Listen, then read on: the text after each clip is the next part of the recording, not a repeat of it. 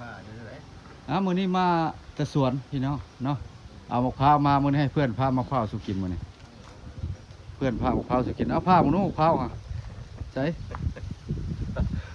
ผ้าเป็นอยู่พ่อ มะพร้าวเป็นอยู่บ่บ่ได้ผ้าหลายปีแล้วแหละโอ้ บ่ หากก็จะได้มาผ้านี่แหละ มะพร้าวออกมาแต่สวนพอได้นี่ไหนโอ้แค่แม่นั้น ลอง ไปน้ำเดียวหันหลายมะพร้าวมันสูง ลองเบิ่งโอ้บ่ได้ผ้าสิได้เฮียนใหม่แหละผ้านี่ก็ได้ บ่ได้เล่นไหนเนาะ อาจจะเพราะว่าซ้ำนี้มันต้องน้ำคัด น้ำคัดเนาะ ซ้ำนี้โอเคโอ้เป็นตะคือ ผ้ามะพร้าวก็มีวิธีได้จังใดเลยบ่มีวิธีถือว่าบ่ได้กินมะพร้าวน้ำคัด ผู้ผ้าเป็นแล้วผ้าเอาน้ำจากเอาละพอแห้งแล้ว โอ้แล้วบ่ป๋อจะให้เล็กถึกแม่ มันสิส้มมันสิส้ม มันสิส้มบ่เอาจอกมาใส่ เอา จอกใส่ เดี๋ยวเขาต้องเอาจอกใส่ ส้มแล้วเขาต้อง จอกใส่เลยผู้ใดจอกแดงครับ ว่ากำลังน้ำคัดน้ำคัด พอดีกิน ผู้ใดกินเนาะ มายามหมูยามคู่มายามเสี่ยวผมไม่ใหญ่มาผ้ามักพร้าว ผ้ามะพร้าวกินเนาะผ้ามะพร้าวกิน โอ้บริมา4-5 มื้อเลยนะมา1 แล้วมันหัวล่มออกนะก่อนกิน มันจากหนาวเลยมื้อนี้ มันยังหนาว อากาศจะเย็นแล้วโอ้ได้2 จอกพุ่นนี่ เอาเจาะเอากินพวกเลยเจาะ ส่วนนี้จนเต็มเลย ใครสิกินก่อนเฮากินก่อนบ่ ตอนใช่ไหมว่าเป็นที่ซีมมึงเด้อพี่น้องเด้อซีมมึงน้ำมะพร้าวน้ำคัดคักพี่น้อง หากระผ้าเลยโอ้หากเอามาจากต้นนี่หากเอามาสดๆไม่ไหว บ่ว่ามะพร้าวนั่นเดียว2คนสิกินบ่หมด โอ้พุ่งมันใหญ่เลย ยังเครื่องนึงบ่ได้ไหน กันมะพร้าวน้ำหอมน้ำมันน้อยๆได้บ่ แต่ว่ายังเป็นเครื่องบ่ได้เนาะ ยังครึ่งนึงพุ่นนะ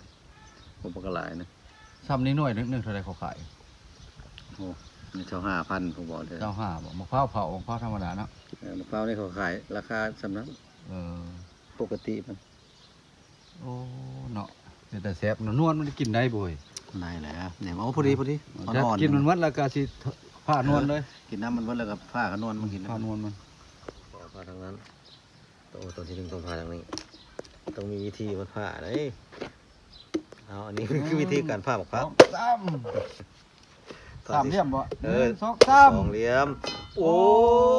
คือว่าสิมีน้ำยังอ่อนอยู่ยังอ่อนอยู่เนาะอีกจาก2 ทิศพอดีเลย 2 ทิศพอดีงามเนาะ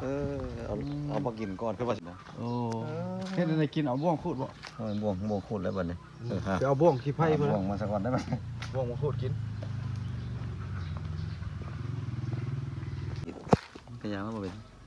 เป็นมุกบ่ พอดีเป็นมุก เป็นมุกเนาะคักเลยเนาะ มันแก่กว่านี้พอดีขูดเนาะ ให้มันแก่กว่านี้เนาะพี่น้องเนาะพอดีน้ำเผา อีก2 ทิศพอดี อีก2 ทิศนี่โอ้คัก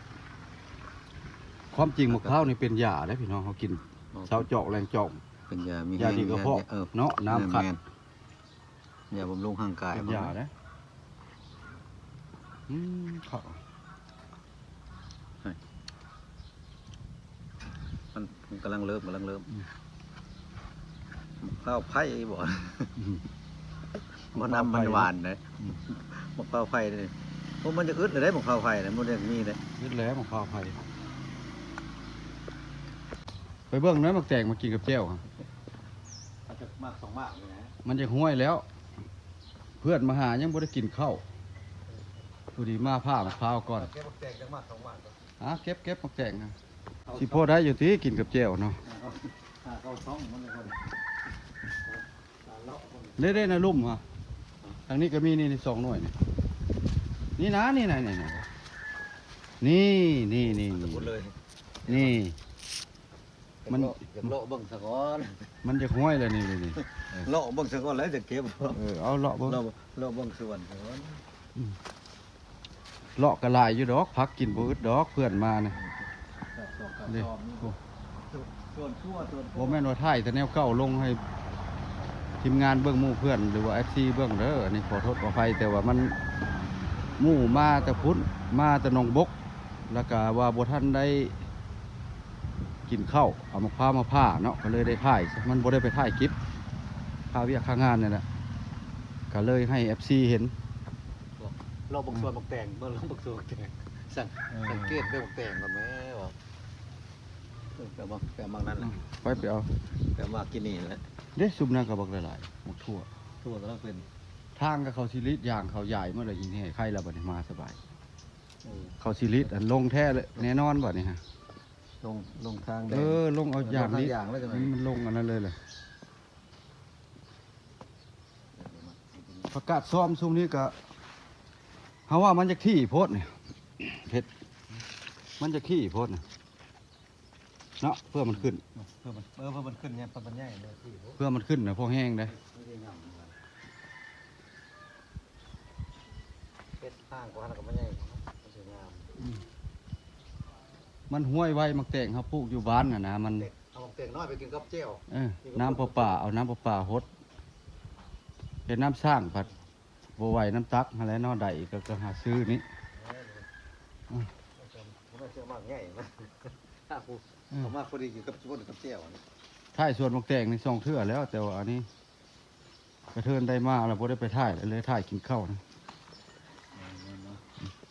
กินข้าวง่ายกินข้าวง่าย กินข้าวง่ายก่อน กินข้าวง่ายเลยสิกินข้าวค่ำ ใช้มะพร้าวอันได้แตัวหน่วยเดียวนะบอกมา 200เอาข้าวแนวมันเดือด ซองหน่วย 200ข้าว เอาไปปลูกบ่ เอาไว้ปลูกไม่ให้แนวมันตัวนี้ เขาปลูกเดือน6ก่อนดิ พุ่นแล้ว เดือน6แล้วเขาปลูกเลย เดิน5ค่อยเดิน6พุ่นเลย แล้วเขาปลูกจักปีมันจะได้กินมะพร้าว โอ้ประมาณ 7-8 ปีพุ่นเด้อ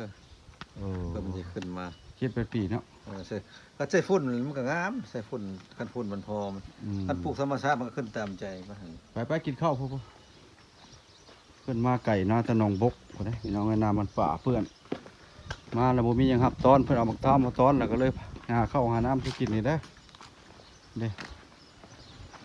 อบป่าน้ำของอะนะมากินข้าวเด็กซี่ละคนบ่มีเนาะบ่พอพี่น้องเพราะว่ามีแต่ปลูกพักปลูกอย่างไว้กับเพื่อแค่เพื่อคนผู้นั้นผู้นี้มา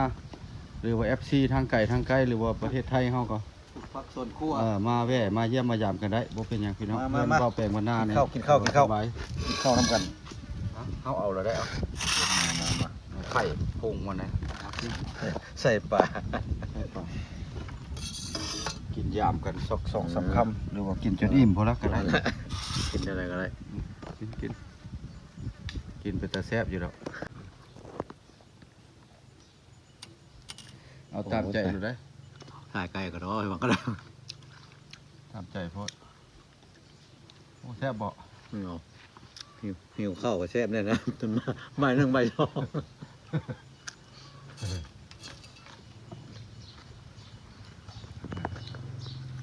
คลิปนี้ก็สิบ่มีหยังหลายเพื่อนมาถ่ายกินข้าวเนาะเพื่อนมาย่ำก็เลยหาข้าวหาน้ำสิกินพี่เนาะ